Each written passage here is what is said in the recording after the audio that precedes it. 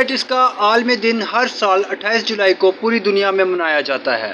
Hepatitis پر قومی اور بین الاقوامی کوششوں کو تیز کرنے، افراد، شراکت داروں اور عوام کی طرف سے اقدامات اور مشغولیت کی حوصلہ افزائی کرنے اور عالمی ادارہ صحت کی 2017 کی عالمی ہیپاٹائٹس رپورٹ میں بیان کردہ وسیع تر عالمی رد عمل کی ضرورت کو اجاگر کرنے کا ایک موقع ہے۔ 28 جولائی کی تاریخ کا انتخاب اس لیے کیا گیا کیونکہ یہ نوبل انعام یافتہ سائنسدان ڈاکٹر بروچ پلمبرگ کا یوم پیدائش ہے، جنہوں نے ہیپاٹائٹس بی وائرس کو دریافت کیا اور وائرس کے لیے ایک تشخیصی ٹیسٹ اور ویکسین تیار کی۔ 2030 تک عالمی سطح پر خاتمے کے اہداف کو حاصل کرنے کے لیے جانچ اور علاج کی کم کوریج سب سے اہم خلا ہے جس کو دور کیا جانا چاہیے۔ معلومات کا قابل اعتماد ذریعہ CRC۔ جڑے رہیں CRC کے ساتھ۔